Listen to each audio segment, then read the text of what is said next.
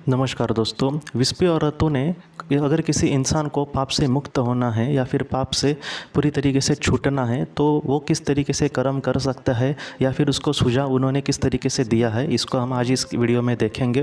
तो दोस्तों, ऐसा कोई इंसान है जिसने बहुत ही बुरा कर्म किया है तो विस्पी और रत्तू हमसे ये कहते हैं कि उसको भी ईश्वर ज़रूर सहायता करेंगे, उसको भी मार्गदर्शन करेंगे उस पाप से मतलब शालन होने के लिए। तो इसके लिए विस्पी और रत्तू ने सबसे पहली बात कही है कि अपने गलती को या फिर अपने पाप को एक्सेप्ट करना। पृथ्वी पर बहुत बार आपने भी देखा होगा कि बड़े बड़े पाप मतलब इंसान करता है, कभी कभी सीसीटीवी पर भी दिखता है कि वो कुछ बुरा कर रहा है, लेकिन फिर भी इंसान एक्सेप्ट नहीं करता कि हाँ उसने कुछ बुरा किया है।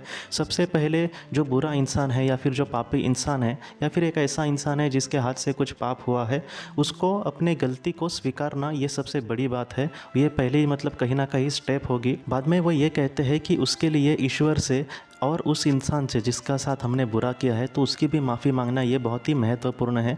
अगर वो पॉसिबल नहीं हुआ तो कम से कम ईश्वर से भी हमें माफ़ी मांगनी चाहिए, क्योंकि क्या है दोस्तों कि बहुत लोग कभी कभी अपने पापों को एक्सेप्ट नहीं करते और वो ईश्वर के भी सामने मतलब इस तरीके से ही सोचते हैं कि शायद परिस्थिति उसके लिए ज़िम्मेदार थी। ऐसा नहीं है। अगर हमारे हाथों से पाप हुआ है तो हाँ ईश्वर मैंने गलती की है, उसके लिए आप कृपया मुझे क्षमा करें। और इसके बाद विस्पी और रत्तू हमसे ये कहते हैं कि उस पाप के लिए जो भी हमें सज़ा मिलेगी उसके लिए भी हमें तैयार रहने की ज़रूरत है, कहीं ना कहीं मानसिक रीति से।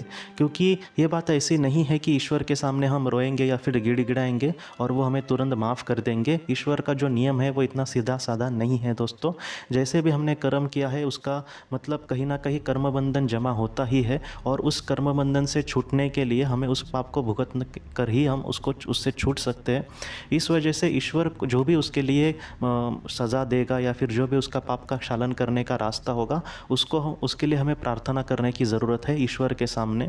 इस तरीके से करके क्या होगा, बहुत लोगों को यही लग सकता है कि अगर हम अपने पाप को भी एक्सेप्ट समझो नहीं करें फिर भी उसका क्या फ़ायदा, या फिर जैसे हमने माफ़ी मांगी फिर भी हमें दुख भुगतना ही पड़ेगा उस कर्म का, उस बुरे कर्म का, तो भी इसका क्या फ़ायदा। तो क्या है दोस्तों कि ऐसे जो बात होती है, जो रेगुलर आत्मा है समझो, जो पाप कर रही है और अपने पाप को एक्सेप्ट नहीं कर रही, तो हो सकता है कि उसको अपने पाप से दूर जाने के लिए थोड़ा सा वक्त लगे, क्योंकि आज वो किस ऐसे मनस्थिति में नहीं है जहाँ पर वो अपने पाप को समझती है। लेकिन एक ऐसा इंसान जो बुरा करके हाँ उसको पता चल रहा है कि हाँ वो उसने कुछ बुरा किया है और वो ऐसे वक्त में ईश्वर से माफ़ी मांग रहा है, तो ऐसे वक्त में क्या होगा कि ईश्वर कहीं ना कहीं उसके सामने अच्छा रास्ता ला सकते हैं, क्योंकि आज उसको सच्चा पश्चाताप हुआ है। इसलिए पश्चाताप को भी बहुत महत्व होता है। तो विस्पी और रत्तू हमसे यही कहते हैं कि अगर जिस वक्त इंसान को लगे कि उसने कुछ बुरा किया है उसी वक्त अगर वो ईश्वर से माफ़ी मांगे, या फिर जब उसको समझ में आए हाँ उसने बुरा किया है, उसको मतलब वो इस बोझ के साथ नहीं जी सकता, ऐसे वक्त में ईश्वर से माफ़ी मांगे और ईश्वर को मार्गदर्शन करने के लिए प्रार्थना करें कि आप जो भी सज़ा देंगे मुझे इस पाप से मुक्त होने के लिए मुझे मान्य है और उसके लिए मैं तैयार हूँ। ऐसे वक्त में हो सकता है कि बहुत ही अच्छे से ईश्वर हमें मार्गदर्शन करे, कहीं ना कहीं वो हमें आत्मिक शक्ति दे कि हम उसको पाप से मुक्त होने के लिए जो भी हमारे सामने बुरी चीज़ें आएंगी या फिर जिसका हमें सामना करना पड़ेगा उसका हम बहुत ही अच्छे से सामना भी कर सकते हैं। तो एक दिल से माफ़ी मांगना, दिल से पश्चाताप होना, यह बात आत्मा के लिए बहुत ही महत्वपूर्ण होती है दोस्तों। तो दोस्तों, आज की वीडियो में विस्पी और रत्तू ने हमसे ये कहने की कोशिश करी है कि हम पाप से अगर किसी ने के हाथ से छोटा या फिर कोई बड़ा भी पाप हुआ है तो उससे हम किस तरीके से बाहर निकलने की कोशिश कर सकते हैं या फिर ईश्वर से कैसे प्रार्थना कर सकते हैं कि हम उससे निकले। तो दोस्तों, हम अपने अगली वीडियो में किसी नए विषय को लेकर मिलते हैं। तब तक आप अपने परिवार का ख्याल रखना।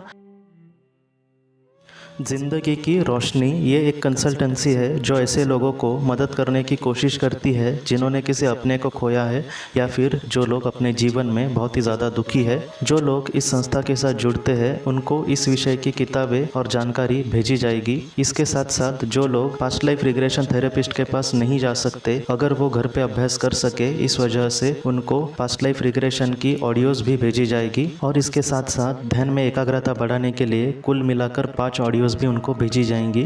तो जो लोग इस संस्था के साथ जुड़ते हैं उनको यह सारी चीज़ें उनके ईमेल पर या फिर व्हाट्सएप पर भेजी जाएंगी। अगर आपको इस संस्था के साथ जुड़ना है तो कृपया इस नंबर पे व्हाट्सएप करें।